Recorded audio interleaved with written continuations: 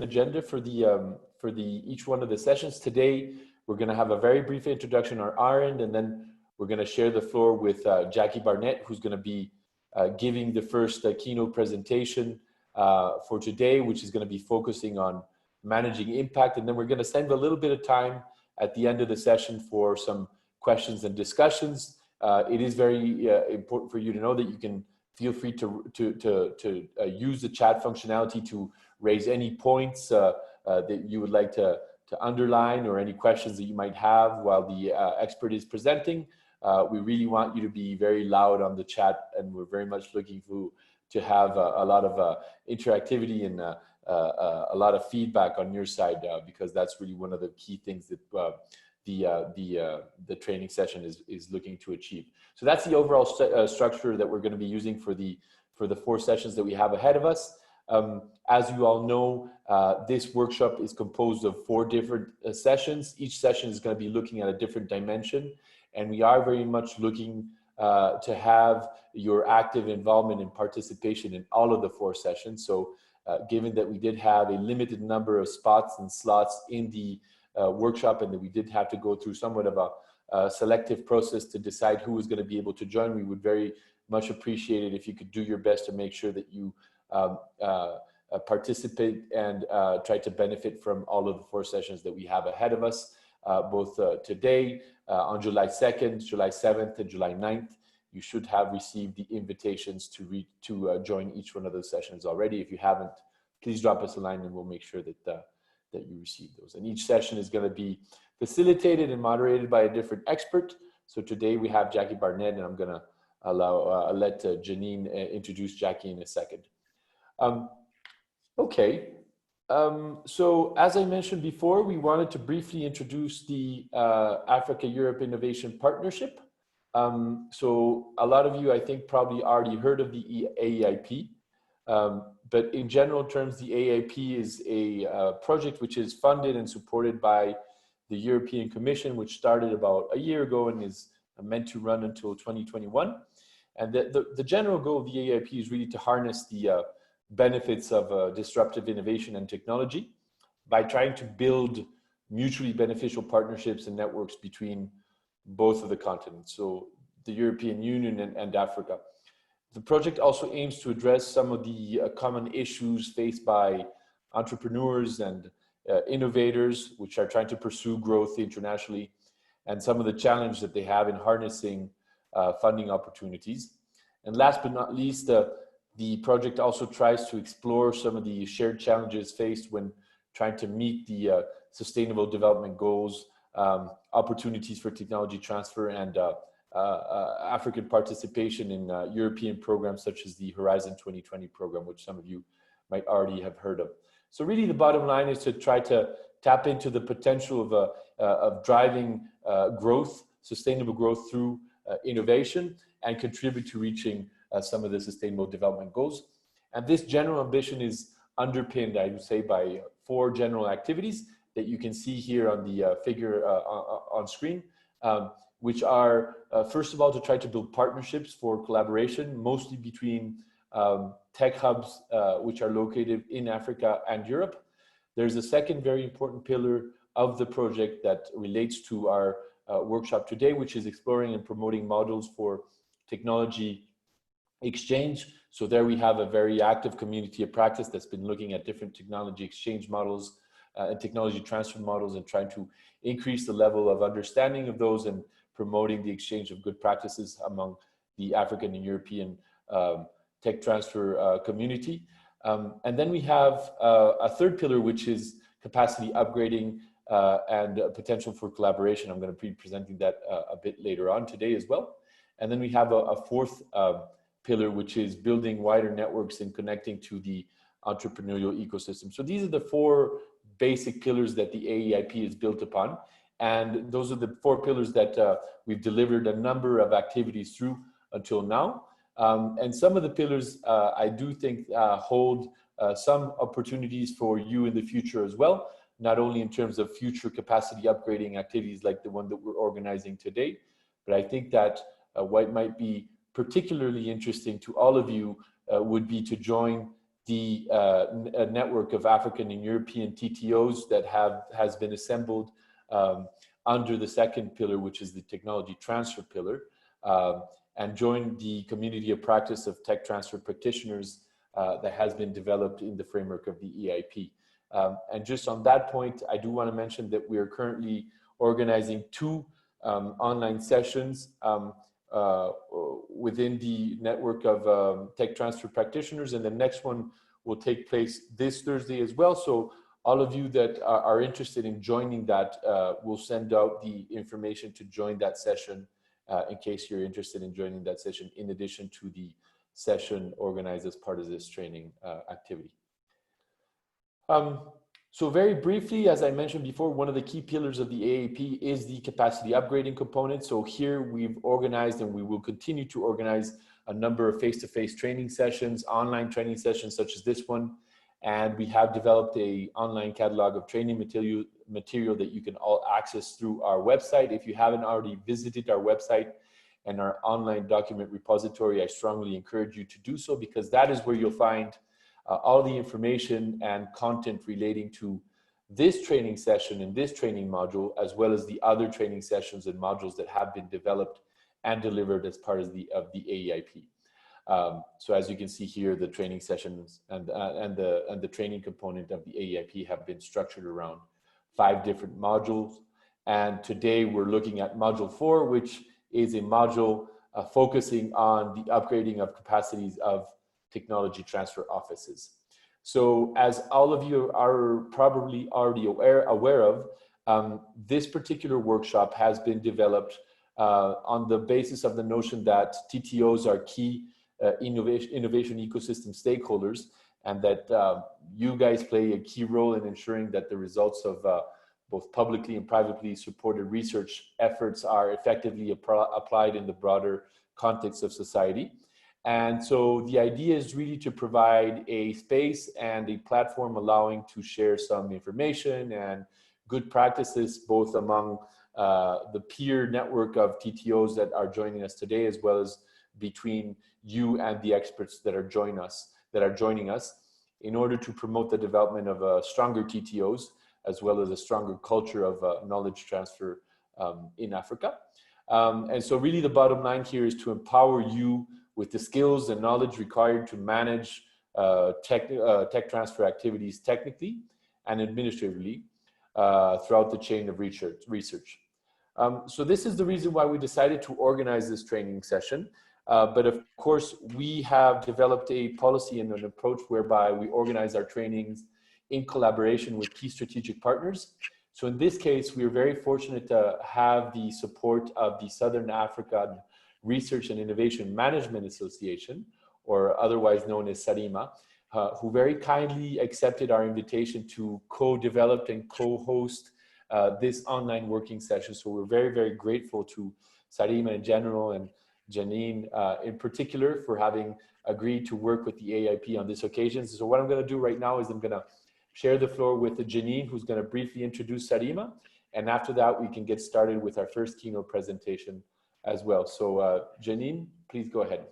Yeah, thanks, Carlos.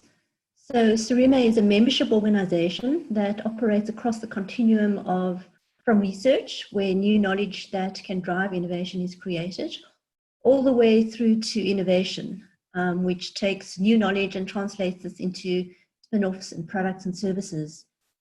So there you see our 3 objectives. And the first objective is around developing the discipline of research and innovation management. So we want to help our members get professional accreditation, as individual practitioners. Our second objective is more around championing efforts to build and strengthen the capabilities and capacities within institutions. And then our third objective is around establishing enabling policies and an environment for research and innovation management. So we've, tried to be a key role player within SADC, in SADC's regional innovation system. So we're certainly striving to strengthen our network and activities. And I think on the next slide, it gives a little bit more detail about some of our activities and our outputs. We do a lot of capacity development. I've personally done training in Malawi, Botswana, and Namibia, and of course South Africa. But Surima does offer a number of courses and online courses and webinars. I'd also like to draw your attention to the Surima conference. This year, we're, for the very first time, having a virtual conference. And we're planning an exciting and innovative and enriching experience for all conference attendees. For those of you who are interested, please go to our conference webpage at www.surimaconf.co.za, and we'd really like to see you there at our virtual conference. But today we are partnering with AEIP. We're very pleased to do so, to be offering these 4 training sessions. The first training session is going to be presented by Jaci Barnett. Jaci is the head of research, commercialization and investment at the University of Bristol. She has over 15 years experience in research, commercialization and tech transfer. She initially founded the innovation office at Nelson Mandela University, and she headed up that office for 10 years. She was also the previous president of Surima and is currently the chair of the course review committee for the Alliance of Technology Transfer Professionals. So Jaci really is very well respected in the field, and we are really lucky to have her here today giving us the first presentation. So Jaci, over to you. Thank you so much. Right, this is the first time that I'm doing an online course. I have done a webinar before, but it's a little strange. So I think anybody who wants to wave or ask questions, please feel free. I think I won't be able to look at the chat while I'm presenting, but I know that some of the colleagues from Technopolis and obviously Janine and Samasa would be able to at least stop me and say, hang on, there's a question. So please feel free to stop me. Otherwise it feels like I'm talking into this black hole of that's sucking everything, but I'm not getting feedback. So I'd really welcome some feedback. I see some familiar faces and some not so familiar faces. So it's really good to be here and to be part of this training program that's been organized. I'm going to share my screen and try and share my screen. I do have 2 screens. This is part of my problem, and I'm going to make sure I share the right one. Share that. Right, you don't need to see that, and I'm going to push my... There we are. Can everybody see, maybe Carlos, just nod. Can you see the proper screen and not my version of the screen? Because obviously I've got, okay, great. So I have presenter version and you have the proper version, great. Some of you might wonder why I'm talking about managing impact of research when I'm actually more on the tech transfer side. I mean, some of you who know me know that, you know, it's classic tech transfer, it's licenses, it's spin out companies. But at Nelson Mandela University, and I think for many of your universities, you actually span both. You have to understand managing research. You don't have these dedicated offices that you might have in Europe. Many of you are probably doing it along with being an academic or along with being an administrator. So you really need to understand the full spectrum of how do you manage impact. Sometimes how do you do research contracts? I did research contracts for many years of my life as well, right through to actually doing tech transfer and understanding the ecosystem. So I think for many of you, you really do need to understand this early stage. Moving from South Africa to Europe, it was interesting because you realize that in Africa, we do everything. We do the whole gamut, whereas often in Europe, particularly in the bigger offices, you have quite dedicated resources. So Bristol isn't quite as siloed as many, but essentially we stick to tech transfer. Some of the offices are so big they just do licenses, but we sort of a little not quite as big as some of those offices. However, what I've noticed is that even though we do tech transfer, when we are not working with our colleagues who are actually doing the earlier stage stuff, who are actually trying to manage the impact, it is actually a problem. You need to understand that full spectrum in order to do tech transfer properly. So you can't just go straight into a license deal, because there'll have been so much stuff that's led up to that deal. So that's why I think it's really important for you to actually understand how to manage impact of research, how to make sure you're asking the right questions of your academics, to actually be able to manage that. What I've done today is I'm going to present a few frameworks, if you like, and some tools that you can use. I've used these tools. Some of them are harder to use than others, but even if you don't use them, you know, in a detail, what it will do is that hopefully it'll give you some understanding of how you can start approaching the research that's happening in your institution. What questions are you asking? What questions should you be asking? It is based on content actually that was initially given to me by Jesper, who was at Chalmers University of Technology in Sweden, and now he's at KTH.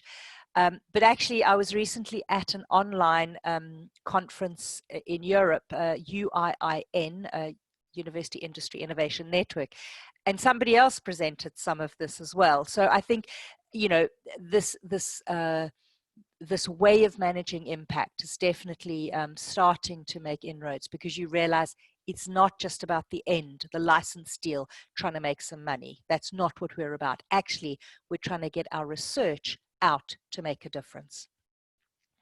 So, introduction. First of all, we need to start, I suppose, with why we do this. What is the role of a research institution? Well, in fact, my very, very, very first tech transfer course I ever went on, proper tech transfer course, probably about 2006. And the person who gave it, who some of you would know, is Kevin Cullen, who was at Glasgow, then at in Australia, and now he's at, in Riyadh at KAUST. He said, ultimately, the generation and dissemination of knowledge. And I've come back to this many times over the years and said, it has changed? Because everything we do as a university fit into this. And I haven't come up with something that we do that doesn't fit into generation and dissemination of knowledge. So if we look at generation, I'm not going to focus on that, because that's actually about doing the research. We're doing research and we're generating knowledge. And then we talk about knowledge dissemination. And there's really, I suppose, two types. External knowledge transfer, knowledge exchange, you know, getting the stuff out there. And internal, we teach students. And if you then look at that external, there's two types. We can do it within the academic community, and that would be journal articles and you know, really the academic side of things. And then outside the academic community. And that's what we call non-academic or societal impact. So that's really what we're focusing on today.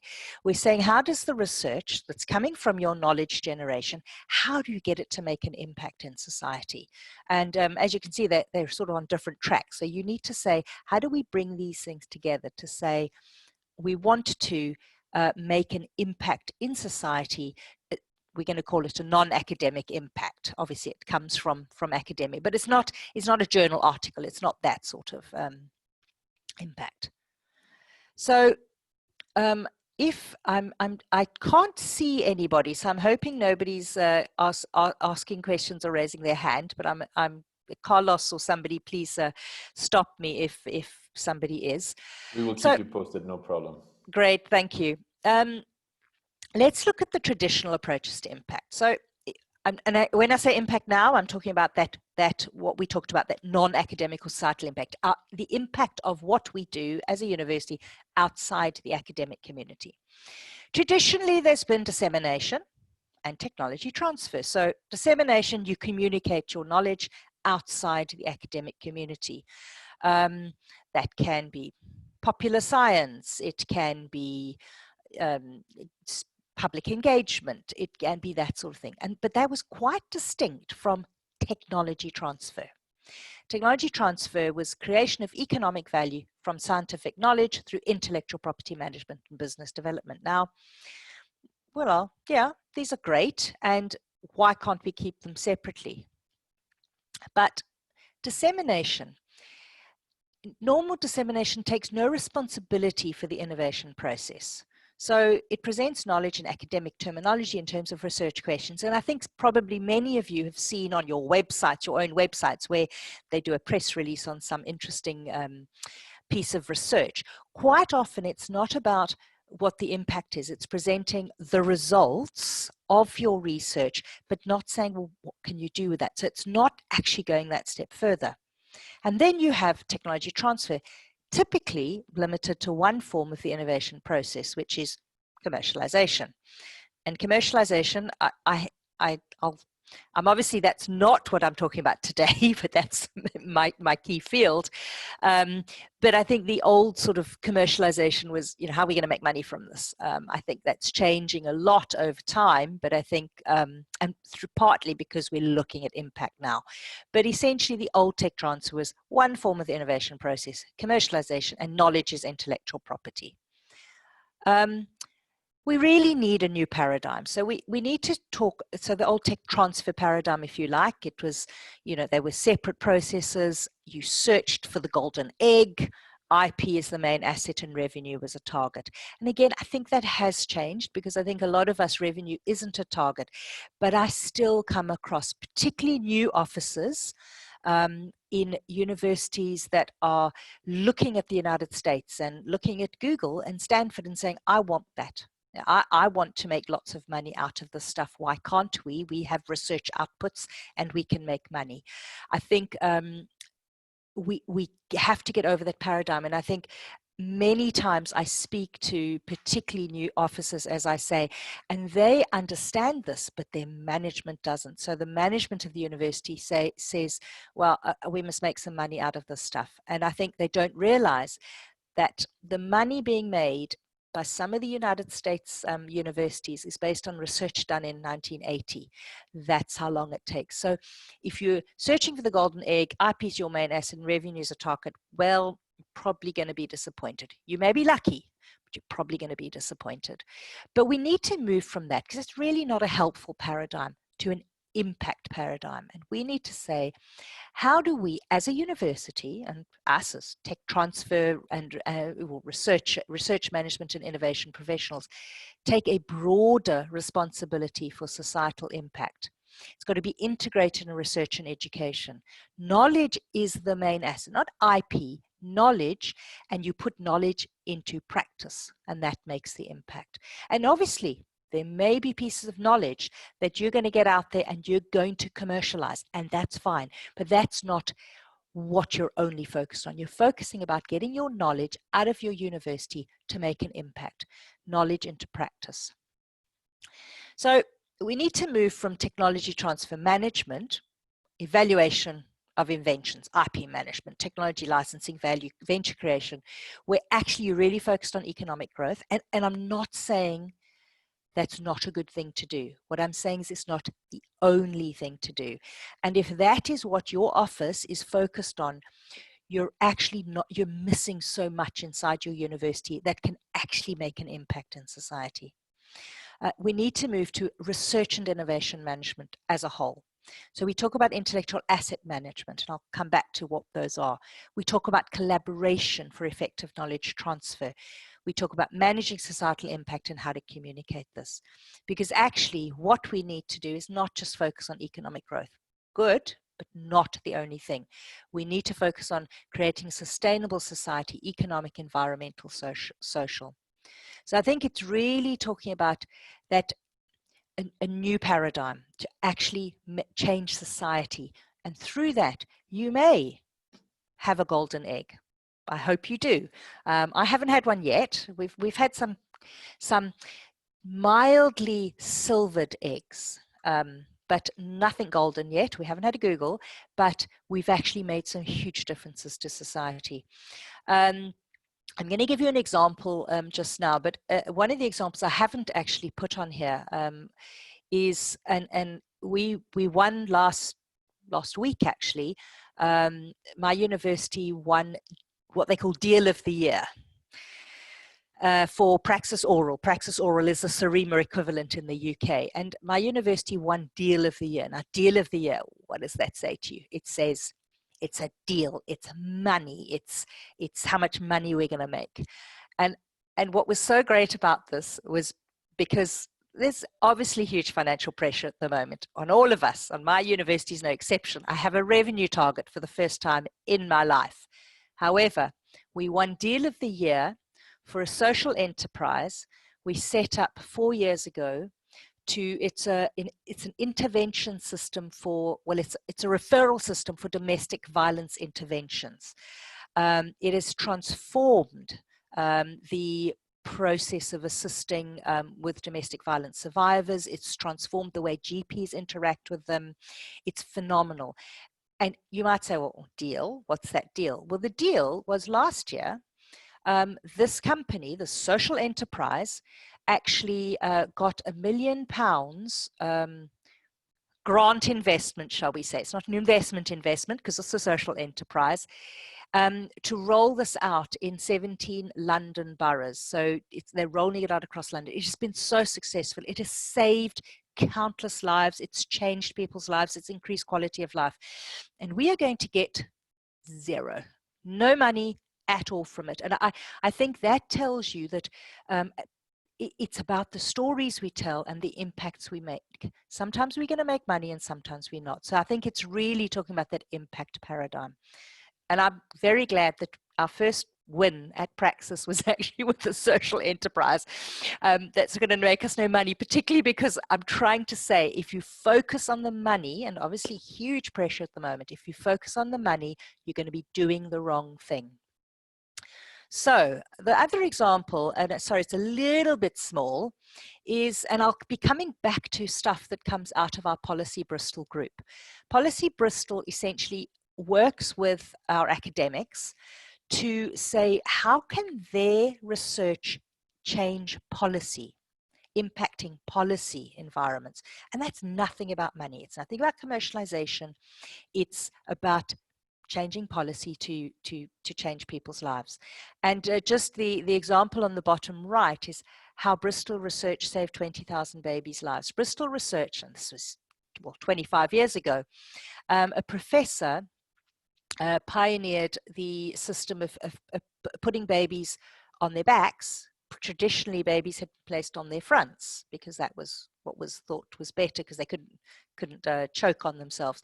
But actually, cot deaths rose and rose, and actually placing babies on their backs, they showed that they actually, they wouldn't choke, but actually it saved thousands of babies. That went into policy, that went into programs that educated. Didn't make any money, it wasn't a company, it wasn't a traditional tech transfer venture, but it was going into society and making an impact.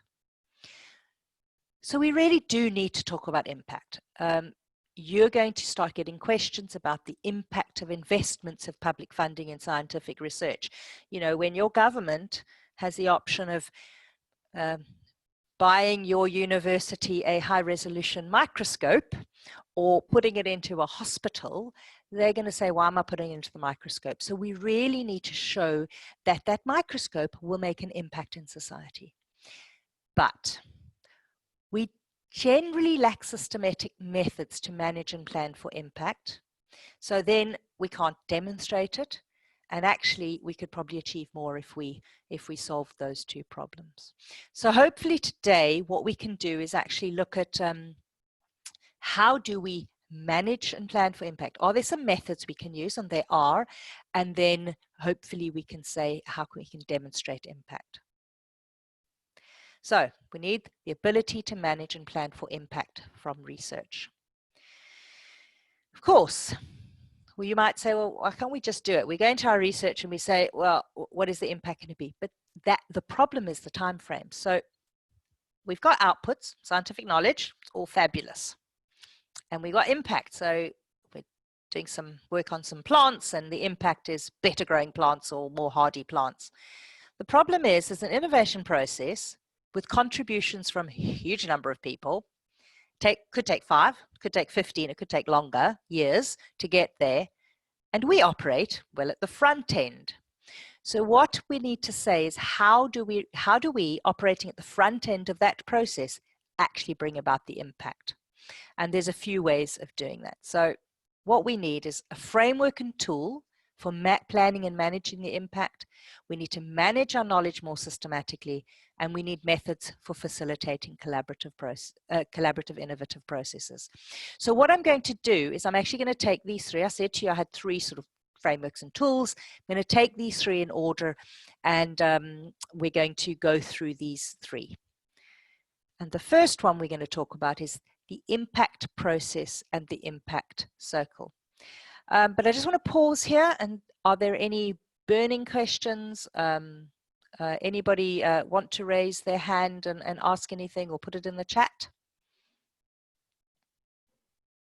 So we had one question which was raised, which is related to what you were saying in terms of adopting a new tech transfer paradigm. So somebody mentioned that tech transfers actually do get that there is a need for this new paradigm looking at impact differently, but there are questions or concerns about how they convince management into buying into this new paradigm when in a lot of cases, I guess, revenue is the bottom line. It's probably the hardest question we have to do. We have to answer. I think there's quite a lot of evidence out there now to show that you're not going to make money from this stuff. I mean, what is it? Something like 15% of US tech transfer officers 30 years after doing this stuff are even breaking even. So it's not going to make money.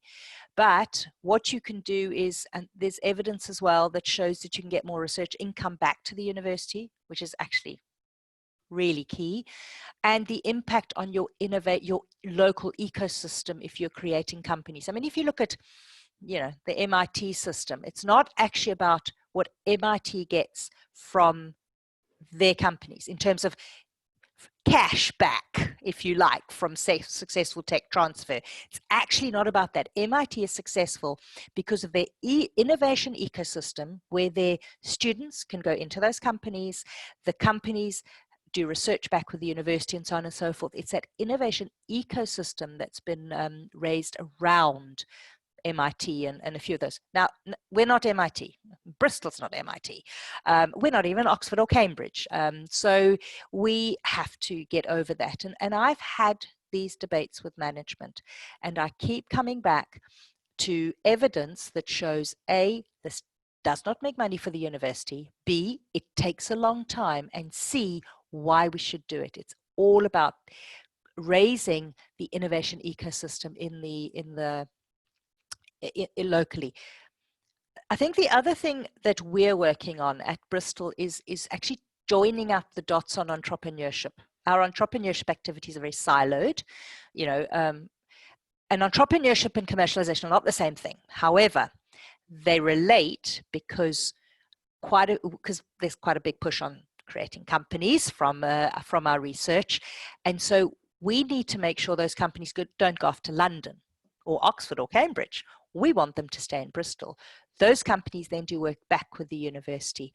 So, if you can show the value chain, the bigger picture of what it means for the university.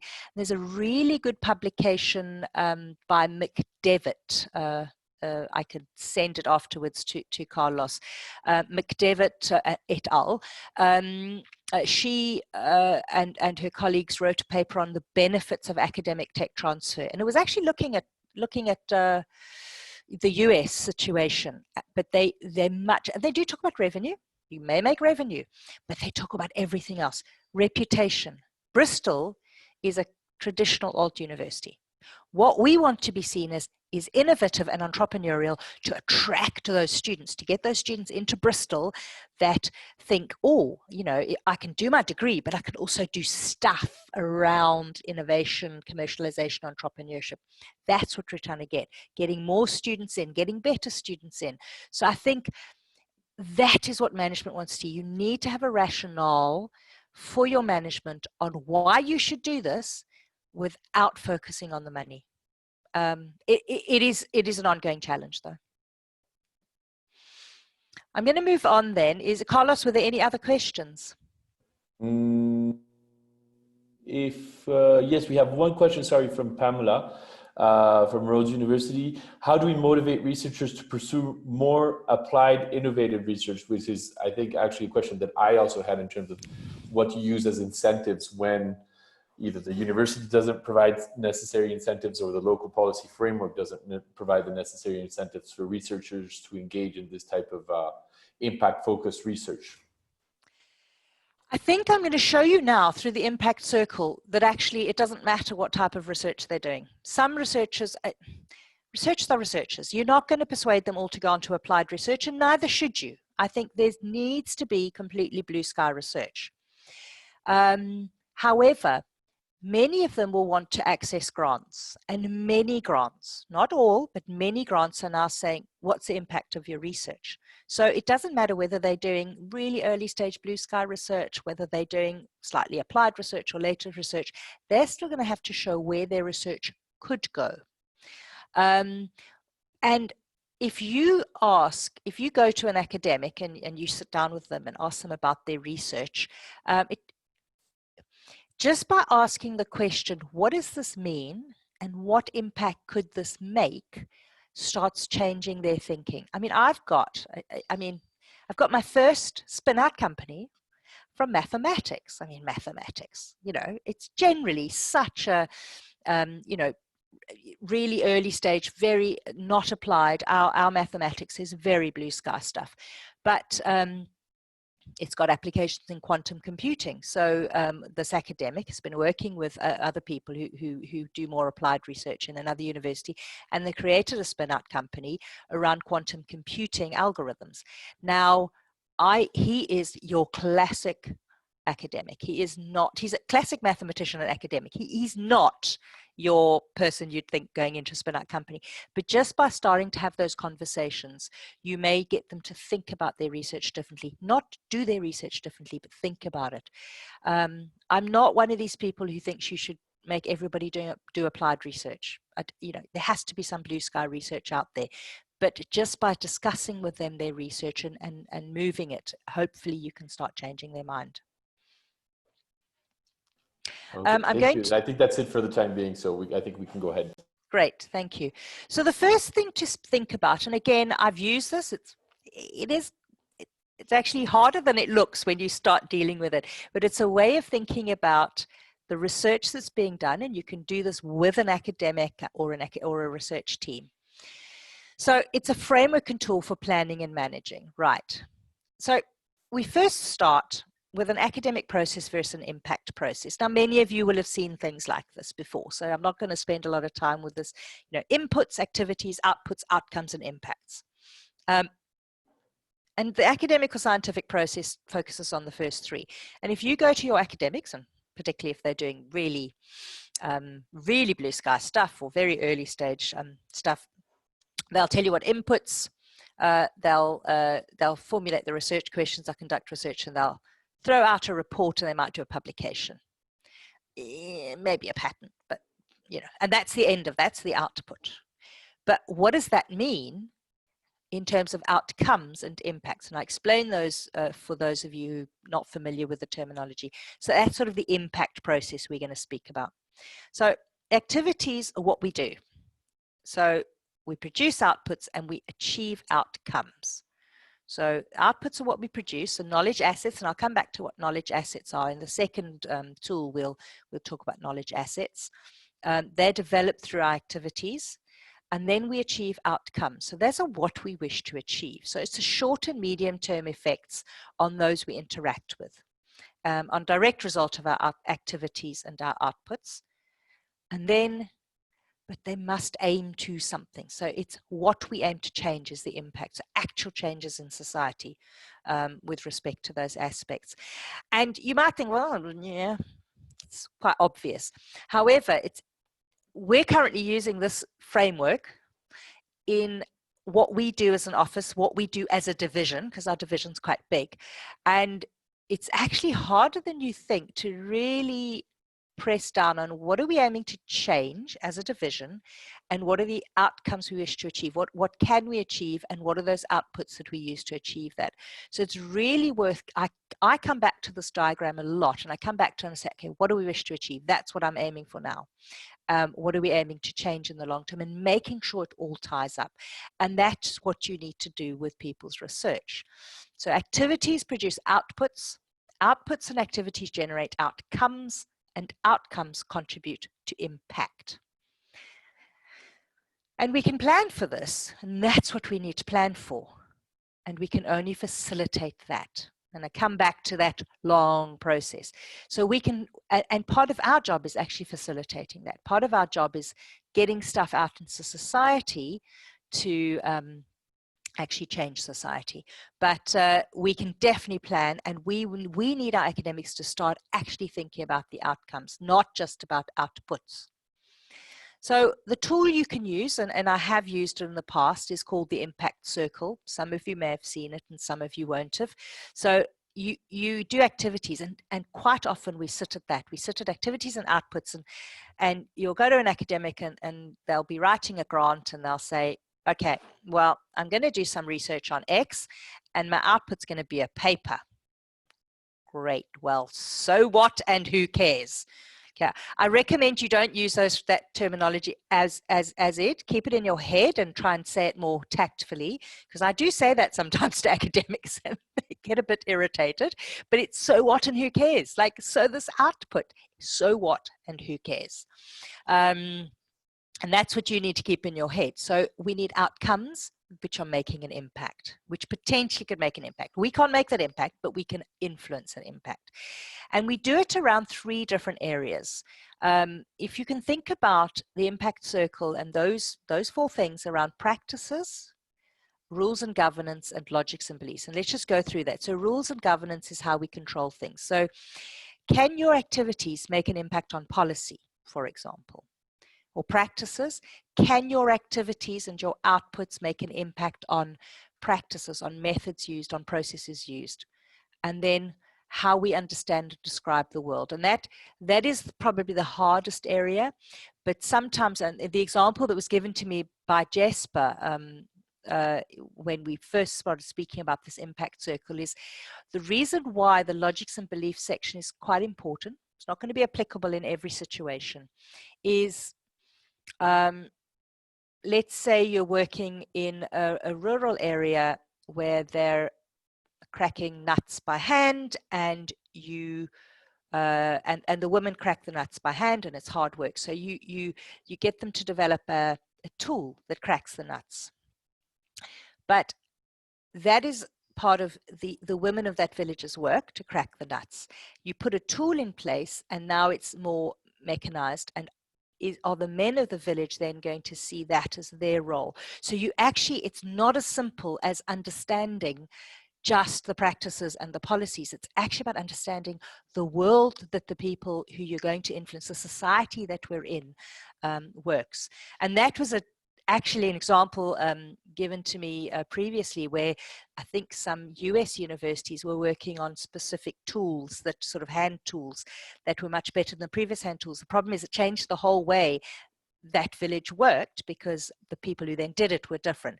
And it may not be a problem, but it needs to be understood before you go and change that, because that can make an impact on society.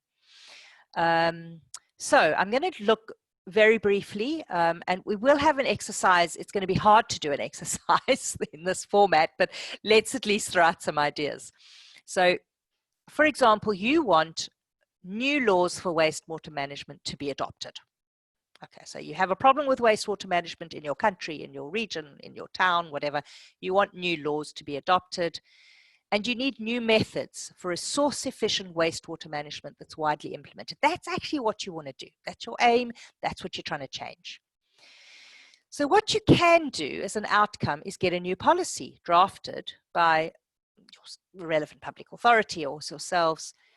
You can implement the method in one organization, and you can have the need for new regulation of wastewater management given media coverage. So those are your outcomes. That's what you could get to if you're doing research on this.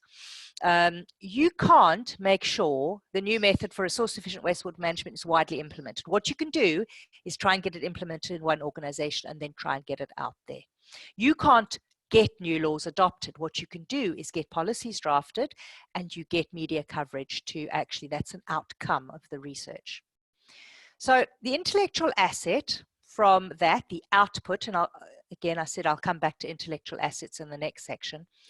You have data from comparative studies of resource requirements for different wastewater management schemes. So if you have decent data that says, actually, if you do it this way and change the law to do it this way, you're actually going to be more efficient, for example. So that is an asset, and that's an output. And there's an output of new method for wastewater cleaning. And the activity you started with, research new resource-efficient methods for wastewater cleaning in collaboration with public authorities and industry. Now, I went backwards from impact to activity. What you're probably going to do is go from activity. So your academic's going to say to you, well, I'm doing some research on some new methods for wastewater cleaning. And you're going to have to take them through that thinking to get to what impact could that lead to? And I haven't done the logics and belief, obviously rules and governance and practices, but it's not enough to say, well, I'm having a new method for wastewater cleaning. So what and who cares? What you want is it implemented, and what you want is it implemented widely. That's the change that you want to see in society. So I've done this once using an example, and actually it's quite iterative. You actually start the impact, then you go in, and then you go out, and then you go in. So this makes it look easy. It's actually not as easy as that. But if you think through the activities, outputs, outcomes leading to the impact you want to achieve, you actually have a much stronger grant proposal to a funder. You actually telling your academics that there's use for their outputs, their activities and their outputs. Just going to have a brief discussion. Now, this is one I picked up, and again from Policy Bristol. So rates of giant liver fluke and rumen fluke in cattle, implications for effective control in Tanzania. And I've just, sorry, I know it's quite a lot of text, but I did already cut it down. So parasites affect the health and productivity of cattle, and also it can infect people. I'm just going to paraphrase this. They neglected tropical diseases, insufficient research and funding. So what this research was doing was understanding the regional prevalence of infection in cattle and the control options available to maintain cattle productivity and protect public health. They've provided up-to-date estimates for liver and rumen fluke prevalence in cattle in Tanzania and evaluated the efficacy of the available treatments. And the results have informed new evidence-based guidelines. So I think you can start seeing here that the people were doing data collection, they were looking at the efficacies of new methods.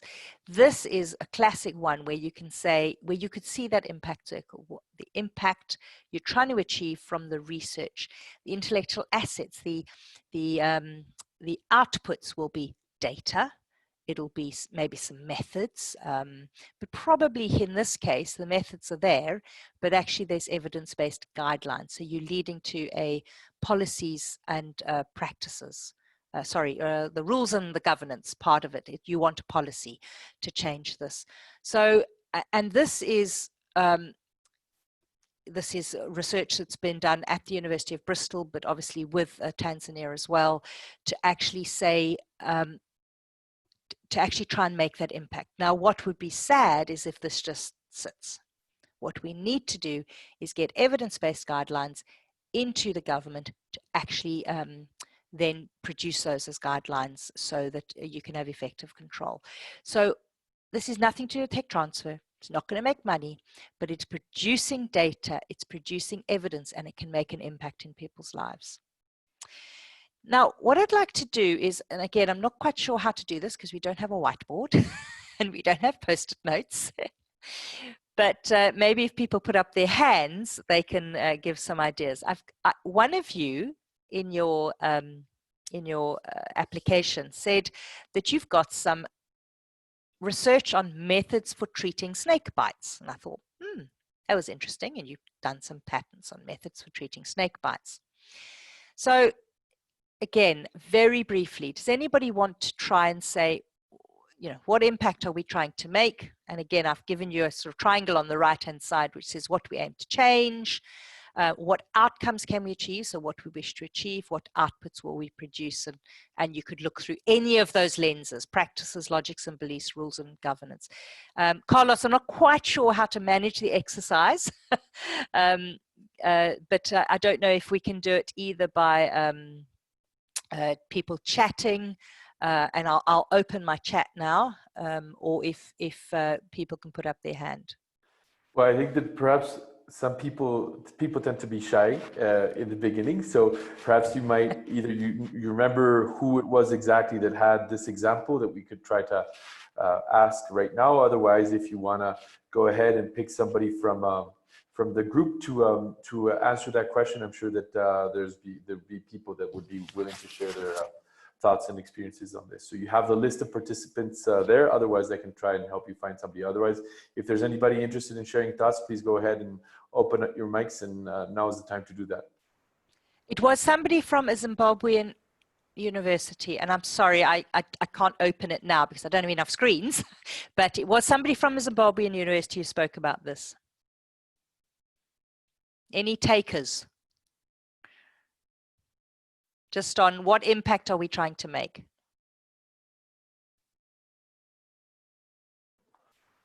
Or in the chat. So I noticed that Pamela from Rhodes University wrote to us earlier. Maybe Pamela, you'd be willing to share some of your thoughts and impressions on this particular point. Pamela, if you're still with us. Hi, everyone. Hi. Hi. So Jackie, so we're using the exercise and like using the given topic to find what the impact would be and the outcomes and stuff. And again, there's no rights or wrong answers. I don't know the answers to this. I'm just sort of trying to get people to think through. If you had in this case, the output is a patent. It's a patent on a method for treating snake bites. So what impact are we trying to make? I mean, what would you say the biggest impact would be of this research? Okay, so impact maybe would be to sort of decrease fatalities due to snake bites. Absolutely, great. And that would be sort of I suppose a practice type impact. Yeah. Anything else that you could think of in terms of outcomes? What outcomes could we achieve? Somebody else? I'm going to start picking on people. And you know what the problem is? Some of you I know, so I'm going to start picking on the people I know. Thank you, Pamela. So yes, feel free, Jackie, to go ahead. Can anybody think of another type of impact? So Pamela's absolutely correct. We're trying to reduce fatalities from snake bites. What other impact could we make? So we have a method and we want to reduce fatalities, but is there anything else on possibly rules and governance or logics and belief that we want to change through this research or outcomes? Fred? Sorry, Fred, I can see your picture. That's my problem. All right. Yeah, I'd like to type on the chat box. I said improve treatment for snakebite patients. Absolutely. Yeah, that's good. Oh, sorry. I can see the chat. Sorry, I couldn't see the chat previously. Oh, okay. I can now see people chatting. Thank you, Fred. Yes, absolutely. Improve treatments. Let me just see. With the impact, not clinical outcomes, improving prognosis, that's great. Reduce the number of deaths, improve treatment for snakebite patients. Absolutely. Those would be the impact. I think that, again, when you think about the impact, think about it the reason why it's quite interesting to think about it through those three lenses is because your impact, we tend, and most of us will tend towards the practices side, you know, what is the practical implication of this thing? But if you think about rules and governance, and of course, I mean, there's no right and wrong answer. I don't know this area, but a rules and governance is, could you have a policy or some sort of policy or procedure or guideline on better methods of treating snake bites that actually save more lives? So it's a guideline approach. So it's not just about the practice, it's actually about sort of some rules from sort of a governance point of view, a government point of view. If you think about logics and beliefs, even with snake bites, is, you know, if people are scared of snakes, or you know, they instead of walking away from a snake, they might try and kill it, and then they get, so it could be linked. So the patent is one thing on the method for treating the snake bite, but it's a bigger, if you're trying to make an impact, it's not just about the method, it's about keeping people away from snakes, saying don't kill them. If you see this type of snake, rather walk away or whatever. I don't know much about snakes, but you know what I mean? So it's thinking through those three lenses to say, actually, there's more impact than just, I'm going to have a patent and I'm going to have a better method of treating snake bites, because you're going to need to persuade people why this is important. A, why is it better than the other thing? Why it's better than it currently is. And B is, what is the other types of impact you could try and make? And the outcomes we can try and achieve. Yes, great, Luan. Implementation of standard SOPs across healthcare facilities. I think that would probably be an impact. You said, would this be a desired impact or outcome or impact? I think it would be an impact, because that's actually what we want to change. It's a long-term change. But what we could do as an outcome, what we wish to achieve through this project, and again, you're going to have to think about through this project, is we actually want to implement it in one healthcare facility. And from that, we show what a difference it makes, and therefore we can make the impact and have it across all healthcare facilities. Any other thoughts on this? Outputs, I mean, outputs, we've got a patent, let's say, on a different method. Would there be any other outputs? Again, remember that the patent is leaning towards the practices. You know, if you have a patent on snake as an output, is there any other, if you're doing research on methods for treating snake bites, is there any other outputs you might come up with? Anybody want to type in the chat?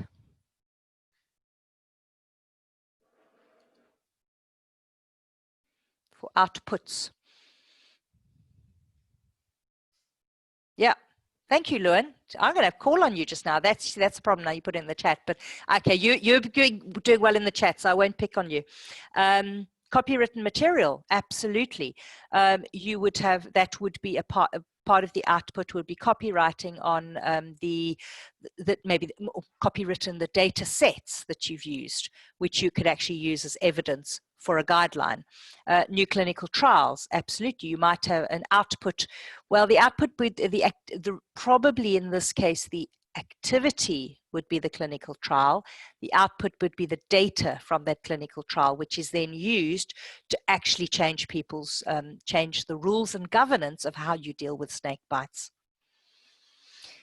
People, I'm going to leave it there, this exercise, but I hope people get an understanding of how you can use this. Now, when we've used it, particularly for our objectives in our division, we've struggled a bit because it depends on what lens, sorry, I shouldn't say lens, what you're doing it around.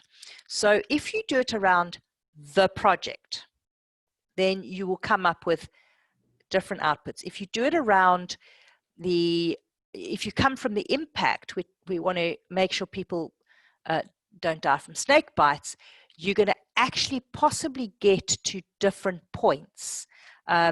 Because there might be different projects that are in. I mean, I've just taken here method for treating snake bites because I've assumed that was the research. But maybe the research is then actually the methods for treating snake bites is one part of the research, but actually it's how do we stop people being bitten in the first place, for example. So I think you need to also, you're going to have to define the boundaries of what you're looking at. And yes, generating data to be fed into community awareness materials.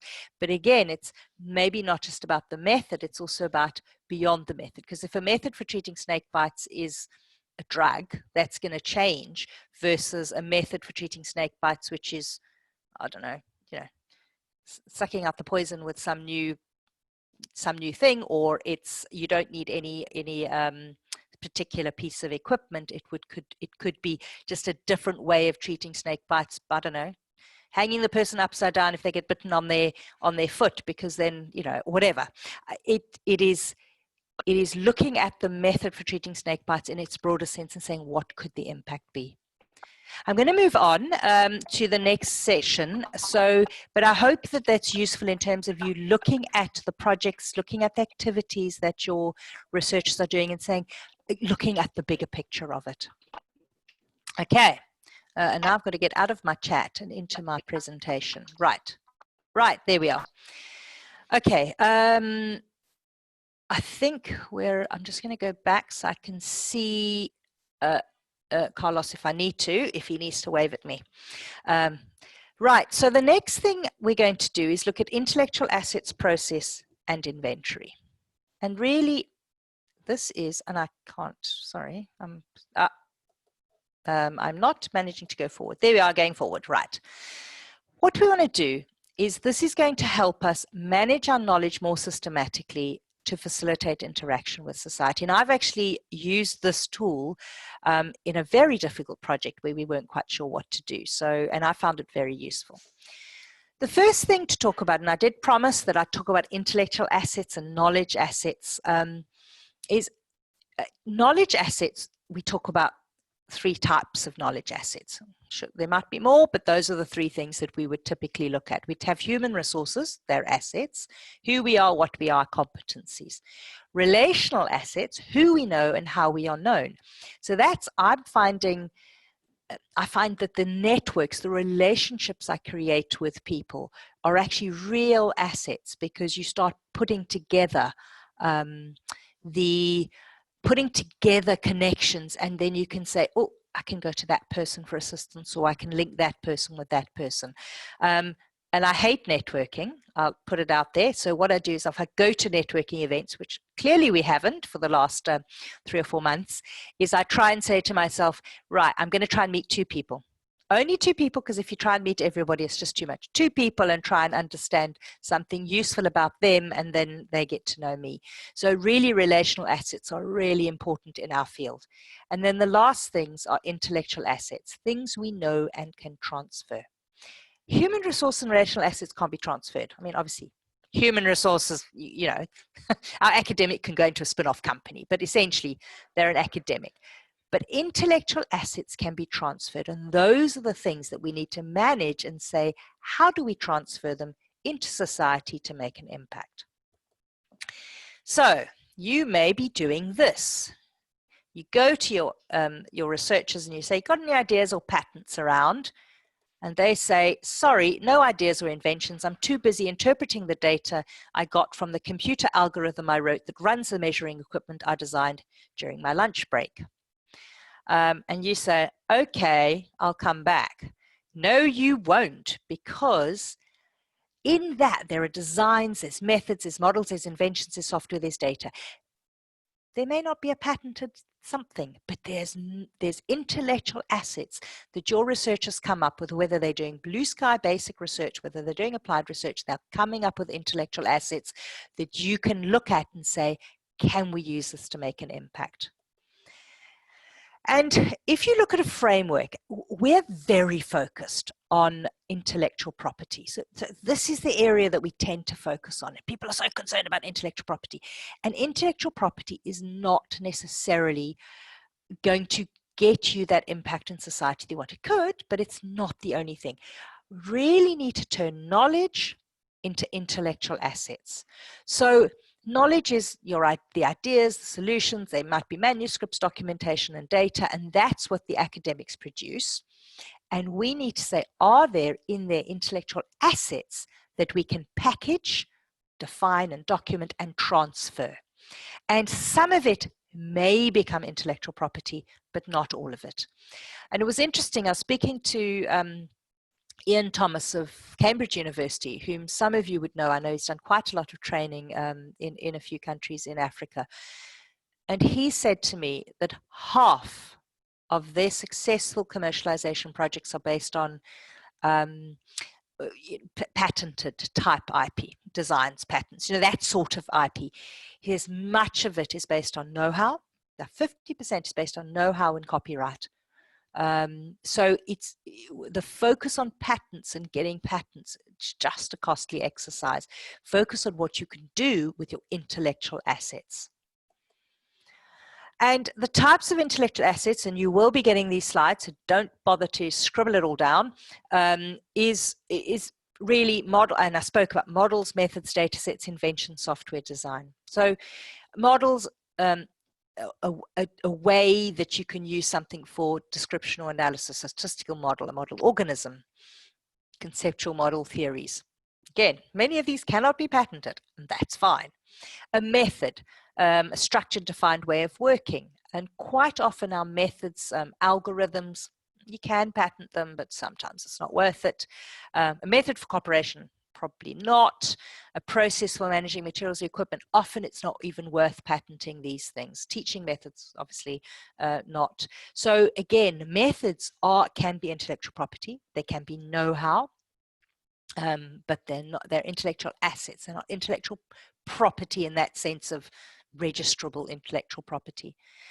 Data set, survey results, and so on and so forth. Invention.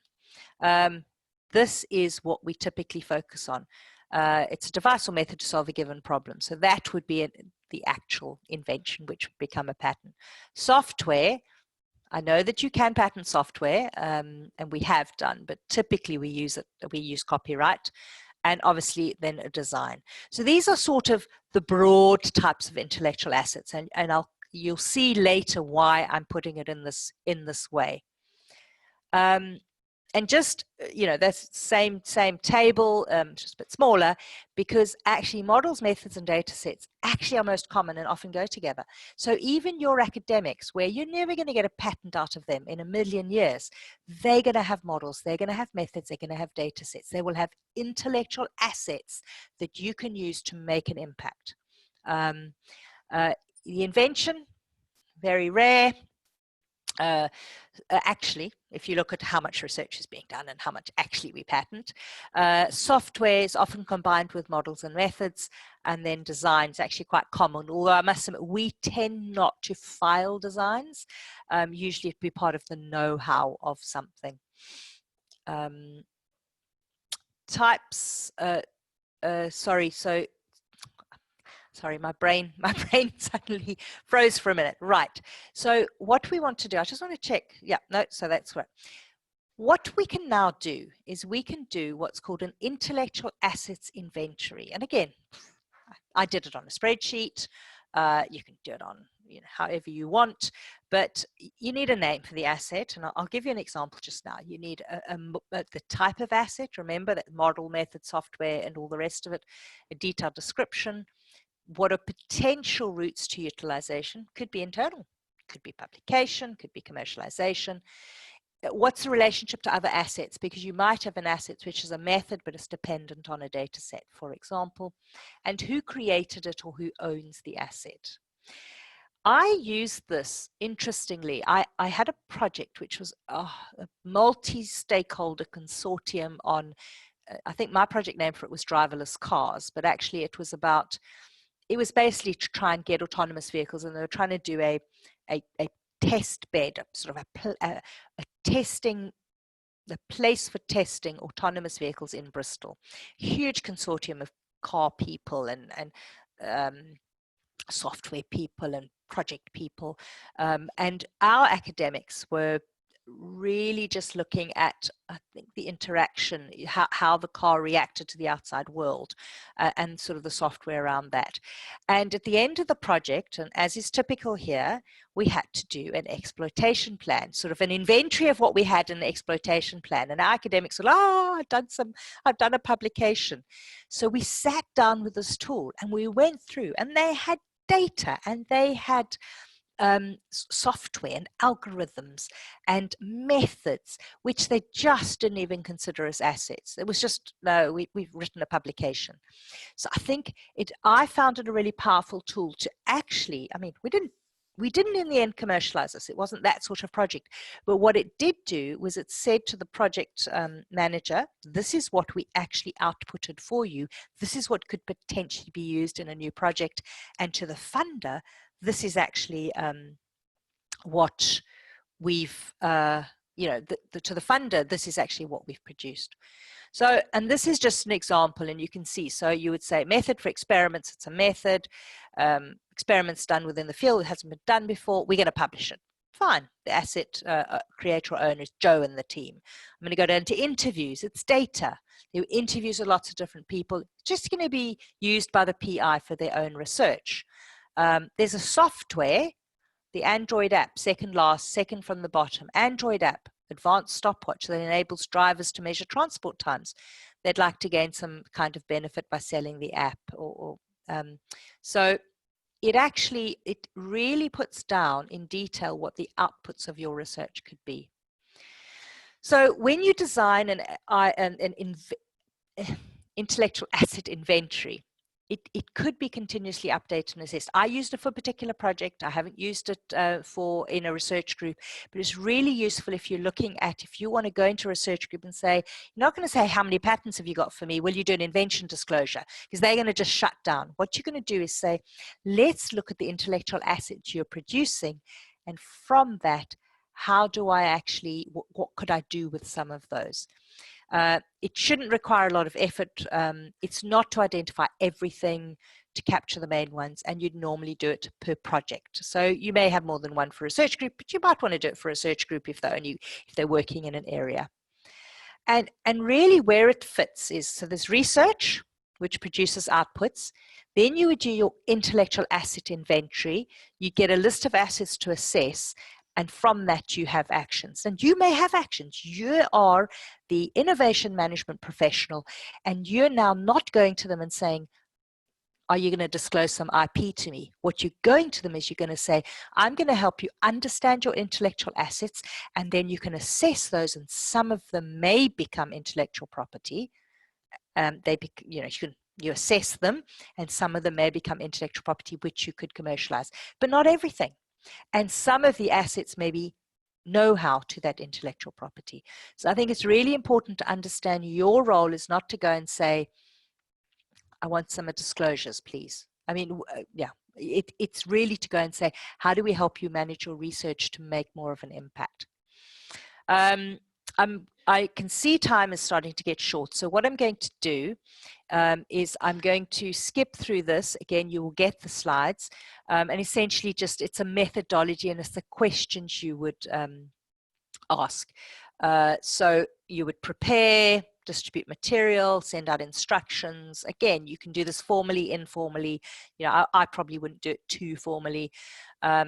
You identify, so you look at the project, you get key resources that exist at the start and identify new assets created as a result of the implementation of the project, and then the outputs of that project, look for connections, who created it, and what could we do with the stuff.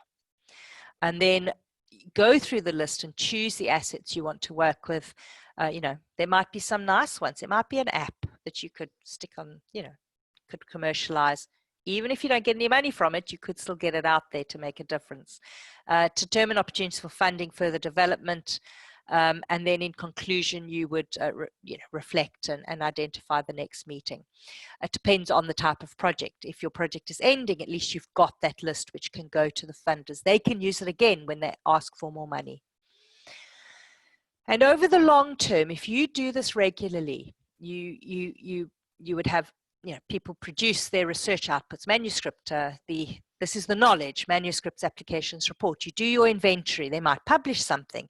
You maybe do another inventory because more stuff's come out.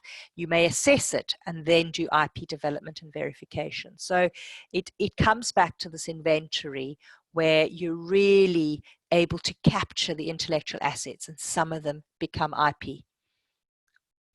So if we just talk briefly, and I am, Carlos, I'm conscious of time. I just looked at the time. I think we've got till, we've got about another half an hour, including questions and discussions, but we're having that during it. So I'm not going to be able to stop at 12 on the dot. 12 for you, 11 for me. Just briefly in terms of discussion and exercise, we come back to our giant liver fluke and ramen fluke in cattle. Would we have had, I'm going to try and find my chat again. I keep losing my chat. But is there a model? Do people, what type of intellectual asset do we think we'd get out of? Oh, there, I can see my chat. Sorry, I'm getting my chat. Right. Okay, there are some questions. Okay, sorry, I'm going to go through the questions.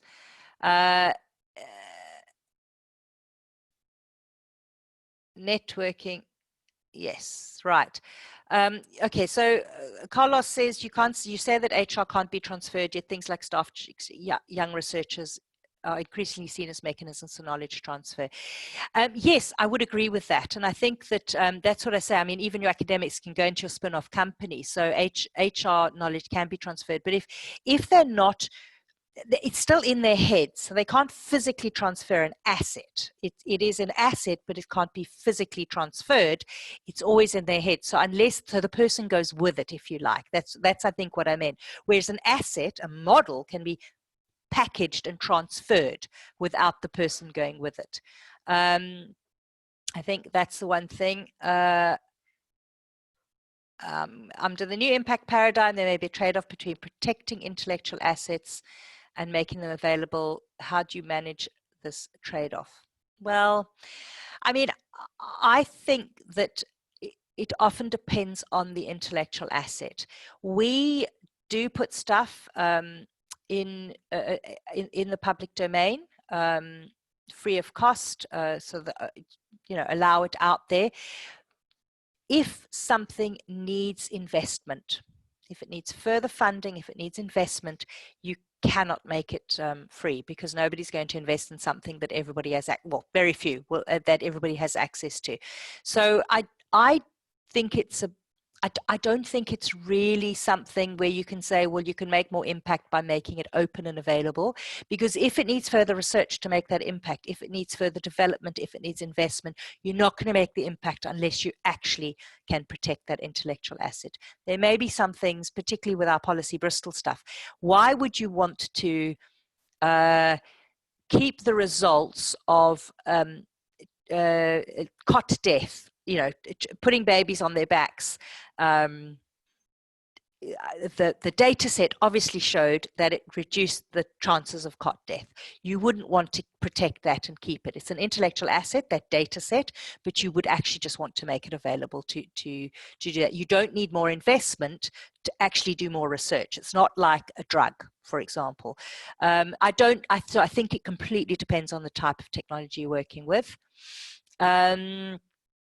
I'm not going to go through every single question. Do you file and use trademarks to market an essential asset?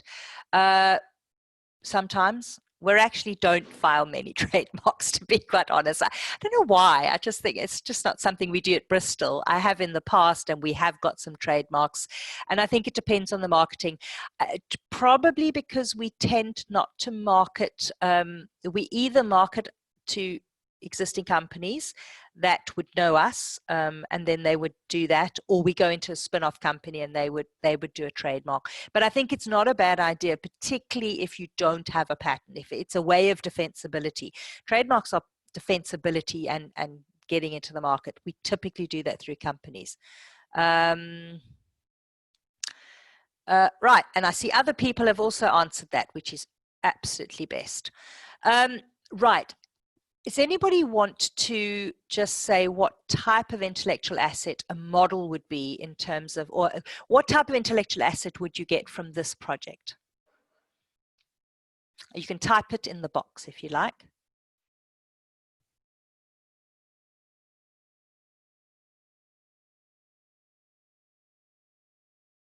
Would you have a model, do you think? A systemization or taxonomy that can be used for description or analysis? I'm going to go back to the examples.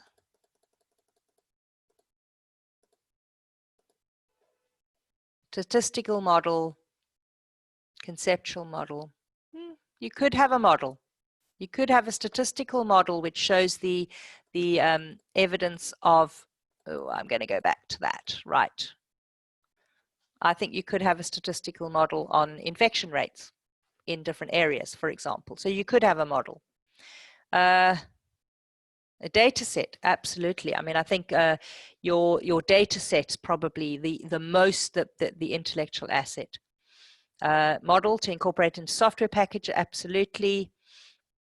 An invention.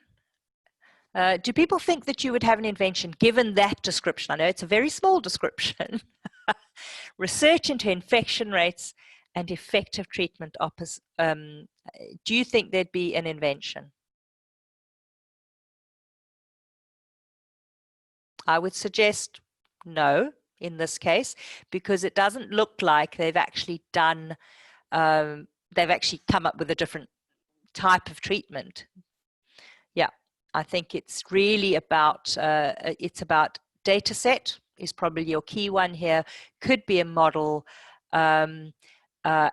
It could be methods depending on the treatment option. You know, if there's effective treatment options that they've changed. But again, I don't think methods. So, but again, so what I'm trying to get to, and I will move on because I know that we're short of time, is if you looked at this and you said, and somebody was doing this research, you might, if you are thinking with a tech transfer paradigm on, say, well, that's lovely research, but, you know, I'm not going to deal with it. But there's an intellectual asset here that could make a huge impact. And actually, if you get the guidelines out and you put it into, you know, the government adopts these guidelines, actually, you could be saving people's lives. And that's the impact. That's the story you want to tell, because that's the type of impact that you could make. Okay, I'm going to move on. And the last section that we're going to work on is facilitating collaborative innovation. So it's really talking about methods and frameworks for facilitating collaborative innovation processes leading to impact. And I'm going to be showing you a framework that was going to look very similar to probably a framework that you've worked on, but in a slightly different context. So, oh, there. Remember the key problem. We have outputs, we want to make an impact, and we tend to operate at the beginning, and we need lots of different people in this innovation process because it takes a long time. And that's part of our challenge, is we want to make the impact, but we don't work at that end of the value chain. The innovation process implements the connection between our outputs and the intended impact via outcomes. And we need to develop collaborative innovation processes. We can't work alone to make an impact. So we've spoken about, sorry, and I'm going to turn my head because I've got it on a big screen here. And can you see my mouse on the screen? Yes, great. Okay. So that's, sorry, apologize for turning my head. It's just my camera's on a different screen. Intellectual assets we spoke about in the second framework. We said how we now know how to classify the intellectual assets, and it's not just about intellectual property, it's about intellectual assets. We actually have worked on this side with the impact circle. So we've said, you know, we can look at what the need is and what impact we want to make. We now have to look at how do we get the innovation process to move from intellectual asset to that impact. And we need a whole lot of things to happen: packaging, partners, intermediaries, funding, and resources. And so intellectual assets, utility need and target group, which we've spoken about in the first, and we need these things. The reason why I've highlighted these is because on the next page, you're going to see that as a utilization canvas. Now, you will have known business canvases. So we deal with business model canvases all the time. So, and that's really about what the business is doing. The business model, you know, it needs resources, it needs inputs, it needs channels, and so on and so forth. This is our utilization canvas. So if you have an intellectual asset on the left, you understand how it can be used, what the need is, and the target groups. You need to say, how do I package it? What partners do I need to get it out? What are the intermediaries? They may be different. What funding do I need and what resources? So this is part of that process of turning your intellectual asset into something that can be used. And you're not going to be doing it alone. So I'm going to go through this. And for some reason, oh, there we are. Good, I'm on the right screen now. So those intellectual assets, remember, right from the beginning, impact circle, it's what we produce or deliver. It's our outputs. This is what we aim to change. It's our impact, outputs to impact.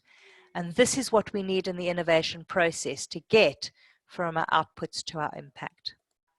So, again, you're going to be getting these slides so you can get these questions off the slides.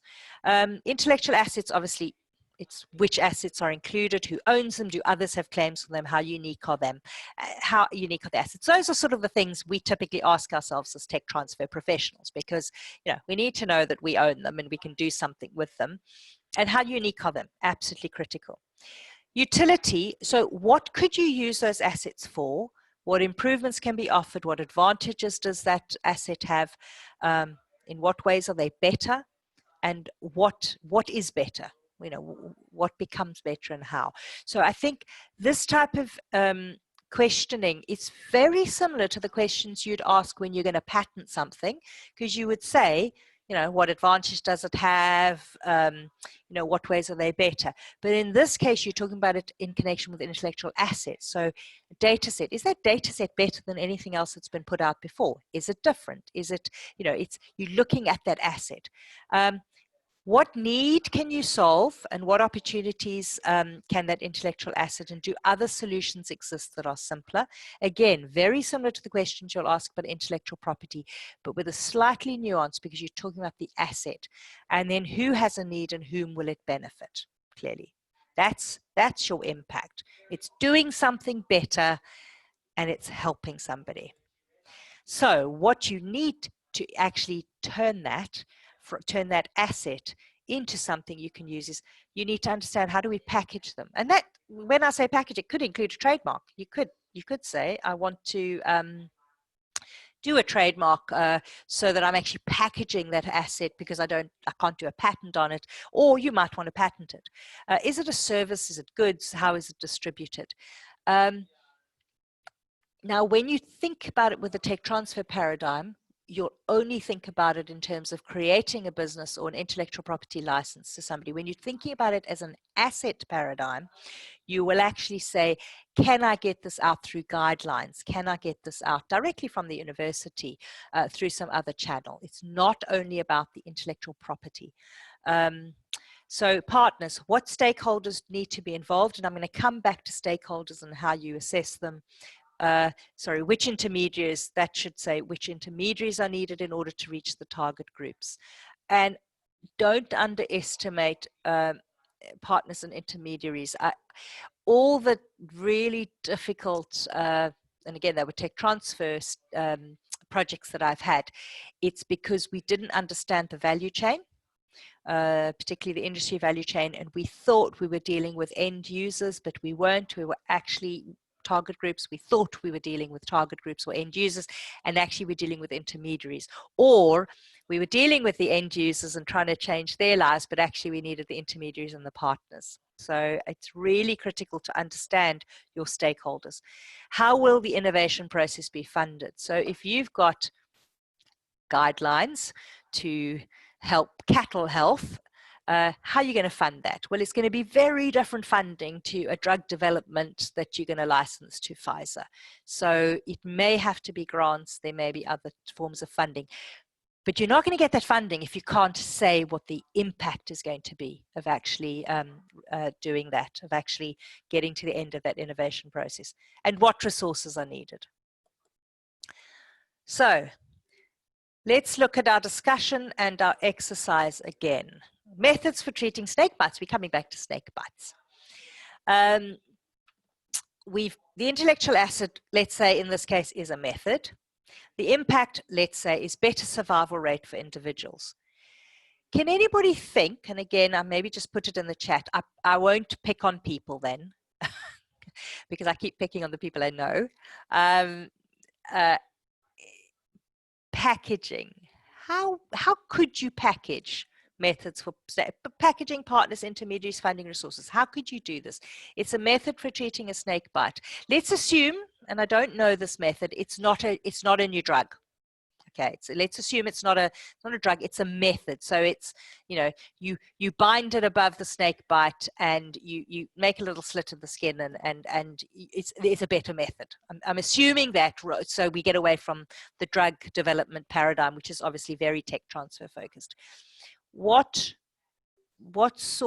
could you use to get this out there to make an impact? And who would you need to help you?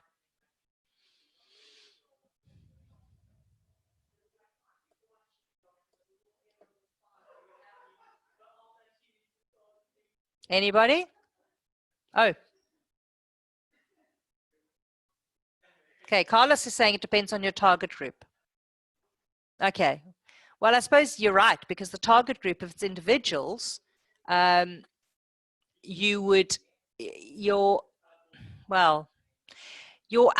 impact is better survival rate for individuals, but you need to get the method out. You're not going to get it out necessarily.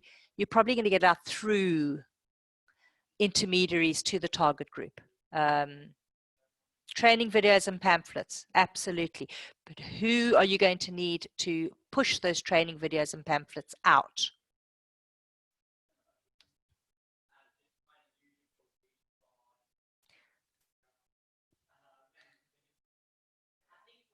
Sorry, can people hear a background noise on my microphone? Carlos, can you hear a background noise? A little bit. Okay. Very slight, yes. Okay, I'm going to. It's my family working from home as its disadvantages, and really they're having. It's not bothersome, so. It's, oh, okay, good. I won't shout at them and say, "Shut up." Media, absolutely. I mean, I think in this case, let's assume it's a method, not a drug. Media. Getting it out via the media to say, if you bind it in this way and make this little slit, your chances of survival is much better. Media would be a good intermediate partner. Schools, drugstores, local clinics. Yep, great. How would you fund this?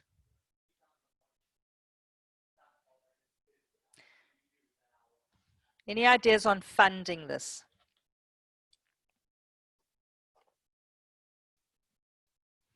I think this would probably, yeah, government funds, probably, actually. But there could be organizations that actually specialize in this, that you would find that would actually be able to put this out there. You might have organizations that really want to increase the survival rate, and actually that's their focus of it. So you might find funding from non-government sources as well. Yep. Okay, I think that, so you see how you need, the utilization canvas can be really useful to actually say, what do I need to get this out there? So you end up with this method for treating a snake bite.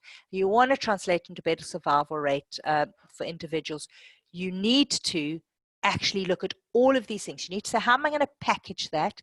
Which partners do I want? What intermediaries do I want? What funding do I want? And what resources do I need to get this out there? And some of them may be quite easy. I mean, if your university has printing press and you can make some pamphlets and stuff, that's fine, but how do you get them out there? So everything ties to everything else. R&D funds, I mean, to be quite honest, for a lot of people, you might be able to, if your grant produces a method for treating a snake bite, they would probably want you to say, what is the impact of this and how are you going to disseminate this? And actually you need to include that in your grant. Okay, I'm going to leave this for now, and I've only got a few more slides left, and then we can have a general chat if people have more questions. And the next, the last few slides are just on talking about your partners and your stakeholders. So it's your partners, your intermediaries, your stakeholders. We spoke about it in the innovation process. You need a lot of people to work with you. There's a lot of contributions from different actors. Your interaction strength with those people will range from dissemination, one directional communication of results during and after. So that might be you disseminate, you basically send a note to the government to say we found a better method of treating snakebite, for example, or to the local clinic. That's just one directional communication of results, which is useful, but there's nothing back. You don't know how it's going. You don't know whether you're making a difference. You don't know whether you're making an impact. There could be participation. So let's assume your local health clinic. You consult before, during, and after. What are the key issues when they treat snake bites? Do people come in too slowly? Do people not realize? Is it people who wandering through the fields who get bitten by snakes, or is it just people who have got them in their houses and they trying to get them out the house and they get bitten? So it's consultation, and that will enrich, that will really make the results richer, because that can actually tell you much more than one directional communication of the results.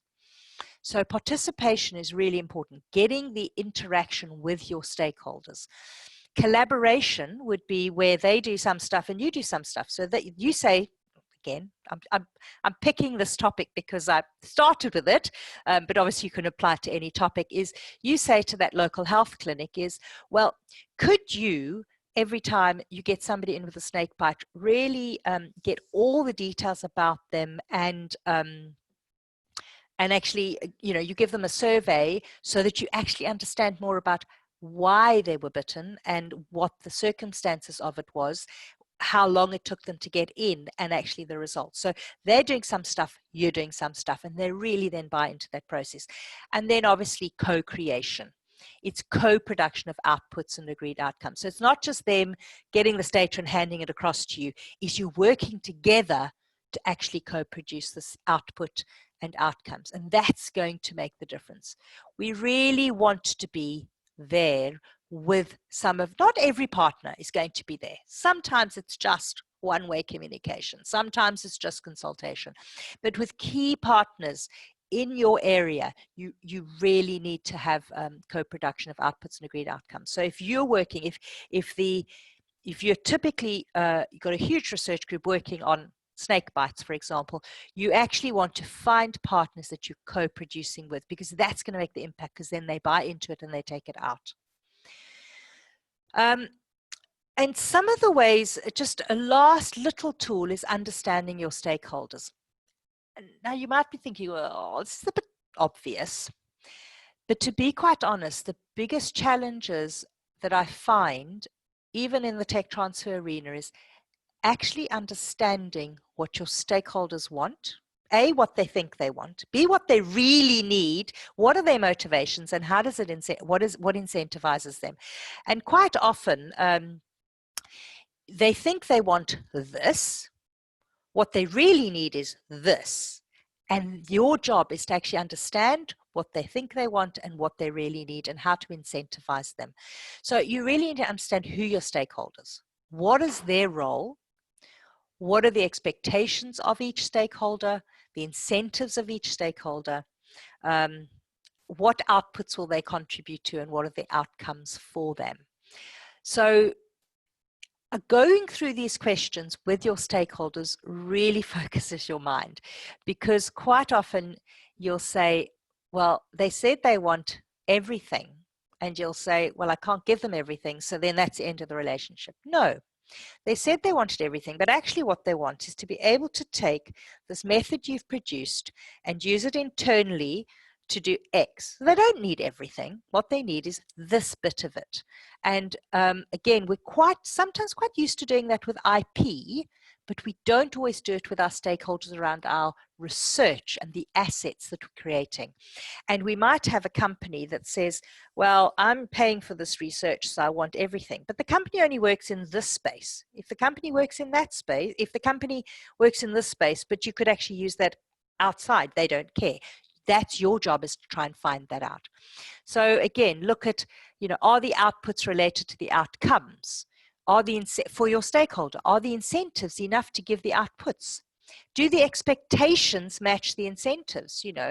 If they're expecting, and again, you can apply it to yourself, if they're expecting the world and they're only paying you £1.50, well, the expectations are not matching the incentives for your university.